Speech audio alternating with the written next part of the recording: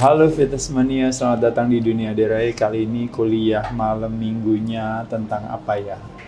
Kali ini tentang yang namanya, kalau mau cantik berarti harus operasi. Gitu ya, kira-kira benar atau enggak? Jawabannya tentu bisa iya bisa tidak ya teman-teman sekalian ya. Tapi sekali lagi saya mau menjelaskan dulu, biasanya apa yang terjadi baik di luar biasanya adalah sebuah konsekuensi daripada sebuah investasi yang kita lakukan terhadap apa yang kita berikan ke dalam. Betul nggak teman-teman sekalian? Contoh misalnya bunga yang mekar dan wangi, buah yang matang dan manis misalnya ya. Biasanya disebabkan karena apa, Des? Karena biasanya kita rajin menyirami bunga atau buahnya, akarnya. Menyirami akarnya, ya. Tapi kalau seandainya kadang-kadang yang dilakukan adalah memberikan krem pagi dan malam kepada bunga dan daunnya, ya bisa aja gitu ya, boleh. Tapi biasanya penyebabnya adalah karena akarnya ya. Jadi apa yang baik di luar biasanya kecenderungannya adalah karena sebuah konsekuensi daripada investasi yang baik di dalam ya. Jadi sama juga dengan yang namanya cantik, yang namanya berbugar, yang namanya fit, yang namanya sehat dan sebagainya. Biasanya ada sebuah konsekuensi daripada akumulasinya berbagai investasi perilaku kita. Paham nggak teman-teman sekalian? Nah, jadi itu juga yang mungkin sebenarnya dari pengalaman saya nomor satu pasti pertanyaannya adalah Mas Ade pakai skincare-nya apa? Kan gitu ya, nomor satu ya. Nah, jadi bukannya masalah soal salah skincare-nya atau perlu skincare atau tidak, tapi memang kebetulan kalau dari pengalaman saya ya, saya bisa jadi salah, tapi saya memang mencoba untuk lebih kepada memiliki satu perilaku yang memberikan yang namanya aktivasi kepada tubuh saya untuk bisa punya toleransi untuk menyerap berbagai nutrisi yang saya konsumsikan. Jadi contohnya misalnya kalau teman-teman bilang mau kulitnya mau bagus, harapannya kan adalah satu, kalau kita makan bagus, bener gak Des? Iya. Ketika kita masukin ke dalam mulut kita berharap nanti sel di dalam tubuh kita akan menyerap makanan bagus itu, sehingga akhirnya konsekuensinya kulitnya jadi dapat makanan nutrisi yang baik. Betul gak Des? Betul. Betul, tapi problemnya kalau misalnya kita stres aja misalnya gitu ya. Nah pada saat itulah tidak terjadi kemampuan tubuh untuk mengaktifasi yang namanya rest and digest, atau kemampuan tubuh untuk feed and breathe, memberikan kesempatan untuk tubuh punya toleransi untuk menyerap makanannya. Makanannya nggak terserap dengan baik. Akhirnya nutrisi yang baik sekalipun, itu aja kalau makannya nutrisi yang baik ya. Tapi kalau seandainya makannya nutrisinya nggak baik, otomatis ya nggak terjadi juga, benar ya. Betul. Apalagi teman-teman tahu penyebab daripada berbagai permasalahan kesehatan kita disebabkan karena terlalu banyak yang masuk adalah yang disebut dengan namanya toxicity ya. Bisa karena apa aja teman-teman? Bisa karena polutan, bisa karena heavy metal, bisa karena fooding, betul gak ya? Kenapa bisa karena fooding? Karena balik lagi, fooding permasalahannya sekarang ini kadang-kadang macam-macam penyebabnya. Bisa udah rekayasa genetik, bisa mungkin permasalahan pestisida, bisa permasalahan proses foodnya mungkin yang salah, minyak goreng, margarin, makanan-makanan olahan yang teman-teman konsumsikan. Bisa juga permasalahan toxicity secara opportunistik. Artinya apa tuh Des? Kalau opportunistik yaitu adalah berbagai permasalahan misalnya penyakit infeksi, betul ya? Betul. Jadi dia mengambil opportunity, kesempatan kepada tubuh yang lemah, seperti misalnya permasalahan virus, bakteri dan sebagainya. Kita kena lagi di situ. Selain itu juga permasalahan apa Des? Energetik misalnya. Nah itu biasanya yang relate sama biasanya EMF ya, electric magnetic field.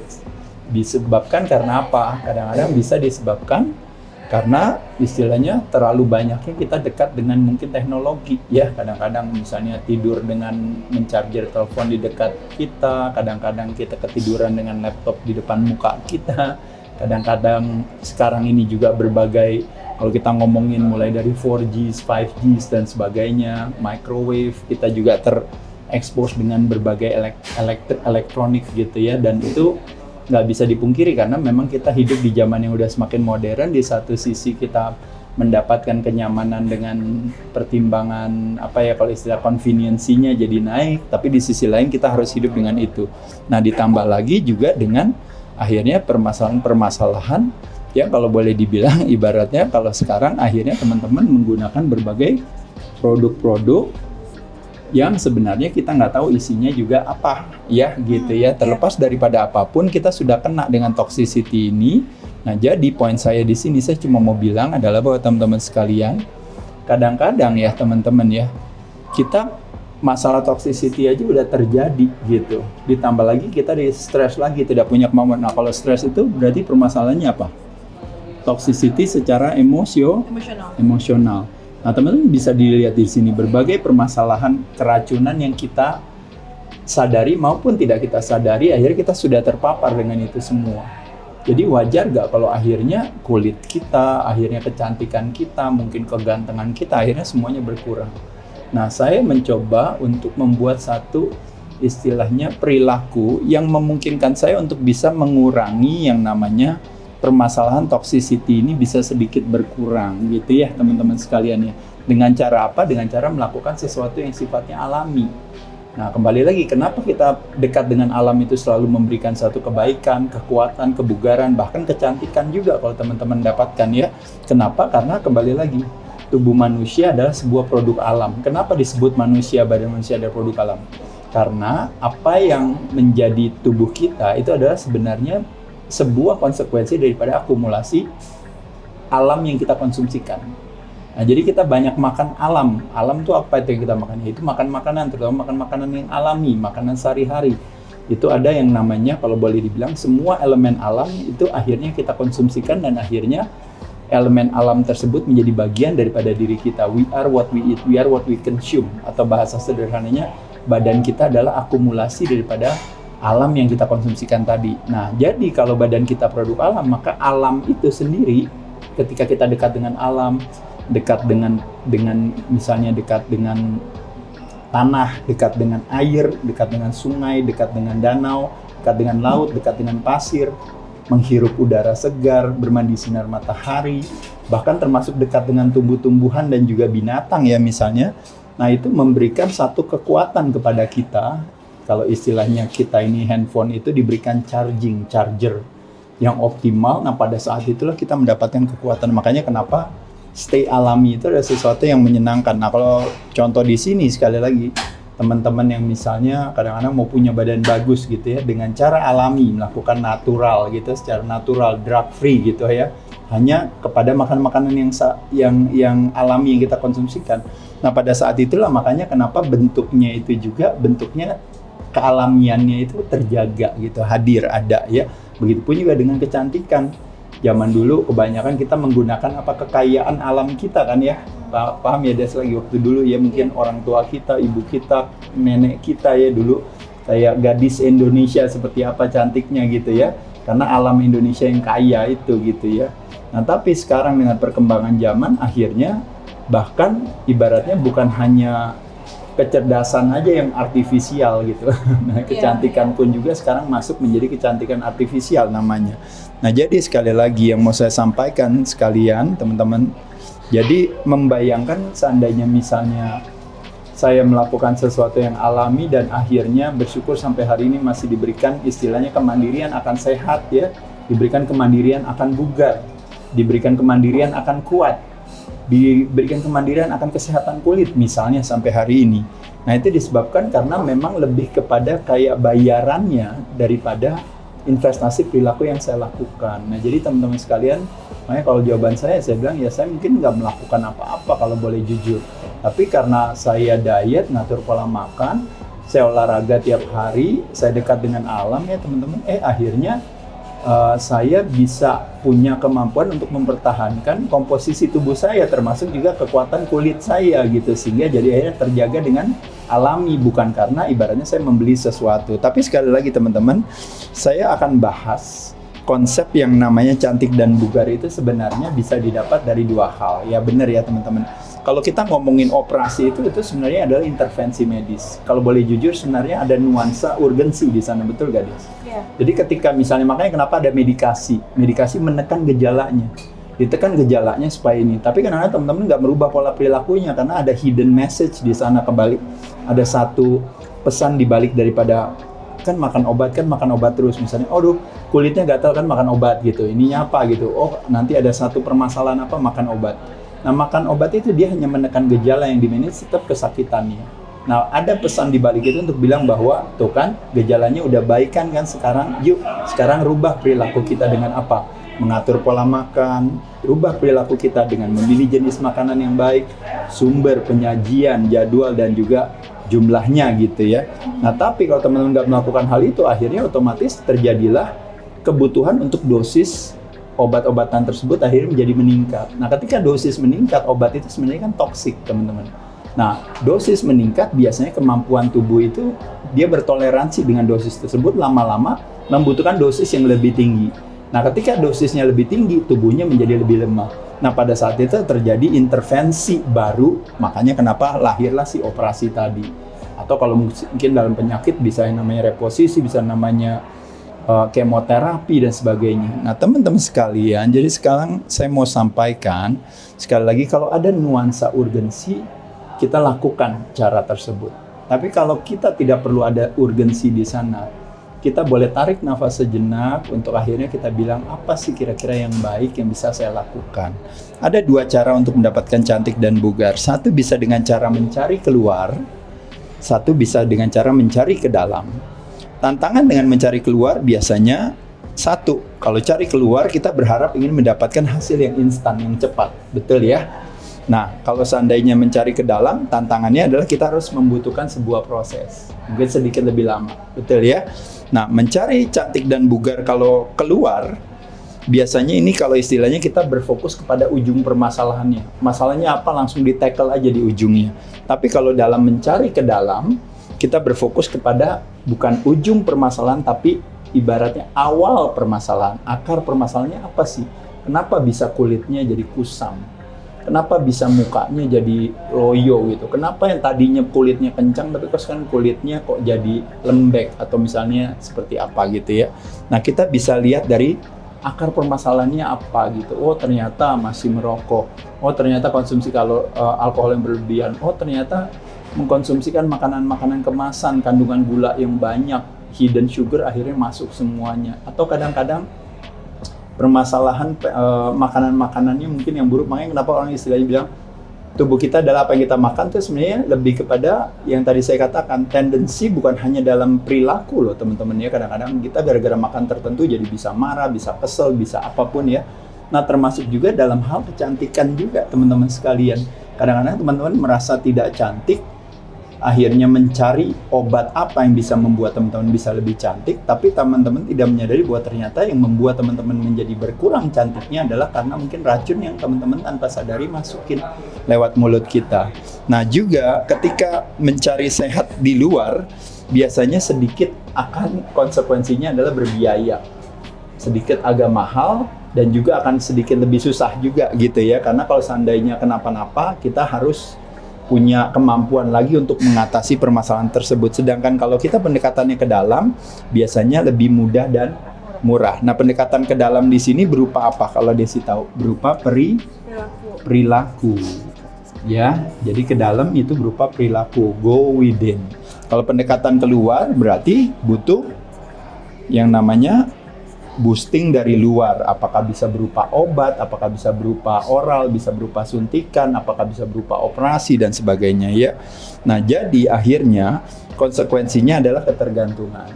Ya, kenapa konsekuensinya ketergantungan saya bilang, Des? Karena biasanya kalau kita mulai mengkonsumsikan sesuatu, akhirnya kita hidup dengan dampak sampingnya, side effect-nya.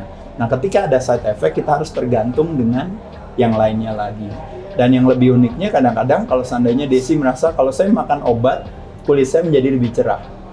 Berarti kalau seandainya ketersediaan obat itu tidak ada, berarti jawabannya kulitnya jadi kusam. Nah, pada saat itu nasib daripada perasaan Desi tergantung daripada ketersediaan obat, betul nggak? Pada saat itu artinya apa yang terjadi, Des? Terjadi sebuah ketergantungan. Paham ya teman-teman di sini ya, sekali lagi gitu. Nah, kebalikannya kalau seandainya kita berusaha untuk mencari sehat atau mencari bugar atau mencari kuat atau mencari cantik dari dalam, nah maka yang kita dapatkan adalah warisannya adalah bukan ketergantungan tapi kemandiriannya. Bukan yang kita dapatkan adalah side effect, tapi yang kita dapatkan adalah side benefit. Jadi bukan dampak samping, yang kita dapat adalah dampak manfaat. Nah, jadi teman-teman di sini teman-teman bisa lihat sekali lagi, memang yang menjadi paling mahal di sini kan biaya. Betul. Tapi kalau di sini yang mahal apanya, Des? Yang mahal itu motivasi dan niatnya gitu ya. Karena apa? Karena sekali lagi kitanya yang harus punya perilaku yang lebih sehat. Tapi habis saya senengnya jajan terus Mas Ade. Aduh, saya suruh olahraga malas banget, capek. Aduh, ntar saya suruh apa lagi misalnya suruh dekat dengan alam. Iya, aduh saya nggak mau dekat sama binatang, dekat sama tumbuhan. Aduh nggak mau nanti kena matahari, ntar saya kanker kulit lagi ya. Dan sebagainya ya, alasan-alasan cerdas yang teman-teman miliki. Tapi sekali lagi seperti saya katakan, kembali lagi apakah salah mencari di luar? Sebenarnya juga nggak salah. Contoh misalnya kalau kita lahir dengan bibir yang sumbing, perlu nggak kita harus operasi? Ya, boleh. Kita harus operasi gitu. Kalau seandainya kita punya permasalahan atrofi, misalnya punya permasalahan ototnya kita terlalu kecil sehingga tulangnya bisa jadi berbahaya, akhirnya makanya kenapa terpaksa harus ada yang namanya kalau intervensi medis di sana. Apakah mungkin akhirnya mesti ditingkatkan testosteron levelnya? Apakah mesti dilakukan intervensi baru seperti misalnya diberikan terapi hormon dan sebagainya hanya untuk meningkatkan kekuatan ototnya? Misalnya hal itu bisa aja dilakukan gitu ya. Tapi kembali lagi teman-teman sekalian, bukan salah sekali lagi, tapi teman-teman harus bisa menjawab kembali lagi ke diri kita, yaitu adalah bahwa apakah itu urgent buat saya? Is it the first priority atau tidak? Karena ketika teman-teman salah satu, jangankan ngomongin masih muda, teman-teman udah melakukan hal ini yang terjadi hari ini ya. Karena industrinya sendiri seolah-olah membuat satu narasi kepada teman-teman adalah bahwa ini cewek itu jangan sampai kita antisipasi ya, jangan sampai nanti Desi kerutannya apa nanti kalau udah tua gitu ya. Yang tidak disadari adalah bahwa kita semua itu pasti akan menua, betul gak Des? Betul, ya. Ya kan? Kita semua akan menua, kita semua juga bisa jadi nanti akan sakit juga, kita semua akhirnya nanti istilahnya ada sebuah kepastian ya, pasti akan meninggal. Nah tapi sekali lagi teman-teman sekalian, kita berusaha untuk istilahnya melawan itu semua dengan cara membuat satu intervensi secara artifisial. Nah makanya teman-teman harus siap untuk hidup dengan konsekuensi dampak sampingnya itu aja kalau menurut saya. Karena ketika ada sebuah ketergantungan yang saya sering katakan tadi. Jadi ketergantungan itulah yang akhirnya memaksa kita untuk terus-menerus membutuhkan barang tersebut atau membutuhkan aktivitas tersebut, dan itu pasti akan mengeluarkan biaya. Dan kalau ada orang yang jualan, dia pasti akan mendapatkan keuntungannya dari teman-teman, itu udah pasti gitu ya. Tapi kalau kita melakukan dari dalam sedikit lebih murah, karena yang mahalnya itu bukan biaya bayarnya. Kalau misalnya mau punya badan sehat, teman-teman puasa, bahkan nggak ada bayar. Tapi teman-teman mau nggak bersedia untuk mau berpuasanya? Misalnya teman-teman push up gitu, atau cewek misalnya plank, atau misalnya melakukan lunges gitu, atau squat. Nggak berbayar kan gitu ya, kecuali squatnya mungkin di gym gitu ya. Tapi kalau squatnya di rumah dengan menggunakan tubuh sendiri nggak bayar. Lakukan habis sholat nggak bayar juga. Teman-teman mengatur yang namanya dietary restriction, dalam hal ini sumber dan penyajian. Teman-teman mengatur time restriction, dalam hal ini menciptakan kapan saya makan, kapan tidak makan, dan berapa kali saya makan. Atau misalnya mungkin kalori restriction, dalam arti saya memilih jumlahnya sesuai dengan kebutuhan saya. Bayarnya berapa? Nggak ada bayarnya. Bayarnya hanya cuma pada saat teman-teman bersedia gak mau untuk belajar gitu. Nah jadi tantangannya semuanya di situ aja ya. Jadi teman-teman silahkan pilih, ada dua jalan ini ya. Tapi sekali lagi yang saya mau sampaikan di sini ini beberapa pesan saya aja gitu. Jadi ada satu alasan cerdas, ini yang namanya kalau istilahnya namanya justify resentment sih sebenarnya ya. Jadi ada sebuah justifikasi pembenaran alasan cerdas bahwa kalau kita nanti udah tua, apakah cowok misalnya pria, kita tuh perlu harus menggunakan sesuatu. Cowok misalnya salah satunya adalah kan karena cowok ingin selalu ada nuansa gagah kan.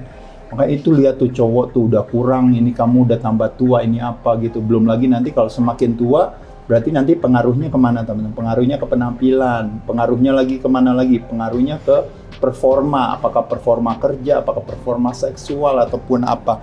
Makanya kenapa harus tambahan dari luar. Ini misalnya contohnya hormone replacement therapy. Ada gak sih sebenarnya kebermanfaatannya hormon replacement therapy itu? Sebenarnya ada bagi orang-orang tertentu yang membutuhkannya gitu.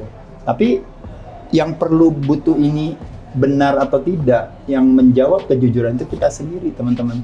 Makanya kenapa tadi saya bilang gitu, yang bisa jawab cuma kita gitu. Tapi kita tahu hampir sebagian besar orang yang melakukan hal ini adalah karena egonya sebagai pria, dia merasa, waduh saya ini udah umur 40 tahun nih, atau udah umur 50 tahun ini. Saya nggak mau kehilangan kemudaan atau kegantengan atau kejantanan atau kegagahan saya. Makanya kenapa saya butuh bantuan dari luar. Tapi ingat sekali lagi seperti saya katakan tadi, sebaik-baiknya bantuan dari luar hanya akan meninggalkan sebuah ketergantungan. Jadi teman-teman sekali pakai nggak bisa sekali udahan. Jadi teman-teman akan pakai terus-menerus, ya. Nah, itu satu, saya cuma mengatakan itu. Kedua, kalau wanita, balik lagi seperti saya katakan tadi, dengan sekarang berbagai yang namanya teknologi yang semakin canggih. Sebenarnya teknologi kalau dibarengi dengan kealamian itu tuh bagus gitu. Dengan adanya teknologi akhirnya kita bisa mengoptimalkan yang namanya segala hal yang sifatnya raw, yang organik, bener gak ya Des? Yeah. Yang sifatnya istilahnya alami gitu, dimanfaatkan untuk akhirnya bisa menjadi skincare, akhirnya bisa dijadikan sebagai sesuatu, atau bahkan banyak teknologi-teknologi yang bisa dipakai dengan membantu kita melakukan satu perubahan perilaku, tapi akhirnya jadi lebih nyaman gitu, bener gak? Kayak contohnya misalnya teknologi, kita disuruh lari kan, tapi teknologinya adanya di sepatu, bener gak Des? Iya. Jadi sepatunya lebih nyaman, membuat kita jadi bisa berlarinya lebih panjang. Gara-gara teknologi pakaian olahraga yang bagus, akhirnya teknologinya kita pakai, sehingga jadi akhirnya kita bisa olahraganya lebih rajin. Gara-gara teknologinya lebih canggih, akhirnya makanan yang jeleknya dibuang, yang bagusnya dipertahankan. Akhirnya kita bisa mengkonsumsi makanan dengan baik gitu ya. Nah, tapi yang terjadi hari ini, apakah itu terjadi dengan kecantikan teman-teman sekalian? Kalau ternyata ada makanannya yang lebih bagus, akhirnya membuat kita jadi lebih cantik, ya boleh. Kalau seandainya adanya misalnya ada sesuatu yang kita pakai yang sifatnya alami, membuat kulitnya menjadi lebih kencang, ya boleh. Tapi kalau seandainya sesuatu yang sifatnya kimiawi, itu terjadi stres nanti di badan kita, dan apalagi seolah-olah pada saat itu kelihatannya oke, gitu ya. Tapi nanti setelah itu kita harus kembali lagi 3 bulan lagi, kembali lagi 6 bulan lagi. Makanya kenapa tadi saya katakan, apalagi nanti terakhirnya harus operasi, dan ketika udah operasi, teman-teman juga kadang-kadang nggak sesuai. Akhirnya teman-teman mau lagi gitu, ganti lagi, rubah lagi. Dan itu tidak mengembalikan lagi kealamian teman-teman sekalian. Nah, jadi sekali lagi bukannya saya menentang jalan-jalan ini semua, tapi saya hanya lebih kepada, mungkin ini sebenarnya curhatan saya aja dari cerita dari teman-teman yang beranggapan adalah bahwa segala sesuatu itu bisa dibeli. Langsing aja karena bisa dibeli. Saya beli obat ini, Mas Ade, bayarnya jutaan rupiah untuk ini. Jadi kalau makan obat itu maka saya akan langsing. Kalau seandainya saya masukkan sesuatu ke muka saya gitu ya, nanti saya akan jadi lebih cantik. Kalau saya masukkan sesuatu ke otot saya, maka saya akan jadi lebih gede. Teman-teman, sekali lagi, setiap orang punya perjalanannya masing-masing. Ya, betul ya. Tapi ingat sekali lagi yang saya katakan, teman-teman, orang yang bijaksana dia akan belajar dari kesalahan orang lain. Jadi teman-teman tinggal lihat aja. Teman-teman kan hari ini juga bisa Google semuanya ya. Teman-teman bisa lihat kira-kira apa yang terjadi dengan hidup dalam sebuah ketergantungan, sama teman-teman lihat apa yang terjadi dengan orang hidup dari sebuah kemandirian. Teman-teman tinggal belajar aja. Nah, dari situ kalau kita bisa belajar, orang lain yang harus ngalamin, kita yang cukup menyaksikan dan habis itu memetik hikmahnya, maka itu disebut dengan namanya sebuah kebijaksanaan. Orang yang bijaksana belajar dari kesalahan orang lain, mudah dan murah. Orang yang pinter terpaksa dia harus jalanin sendiri. Dulu saya pakai tuh obat-obat tuh Mas Ade, kadang-kadang saya pakai steroid lagi ini. Ternyata bener loh, rasanya badannya ternyata malah jadi lebih ini, lebih itu gitu ya. Atau sebagian ada yang mukanya di apa aja semuanya dimasukin, ditarik sana sini dan sebagainya. Ternyata bener ya, kok kayaknya jadi malah bukannya jadi lebih fresh, jadi lebih segar, tapi nuansa artifisialnya menjadi lebih tinggi, lebih banyak gitu ya. Saya hanya kelihatan cantiknya hanya cuma kalau di foto aja Mas Ade ya, begitu orang ngelihat saya aslinya kok semua orang pada drop semua sama saya gitu ya. Tidak seindah warna aslinya gitu ya. Nah, kan bukan kata teman-teman maunya kan kebalikan ya Des ya kayaknya ya.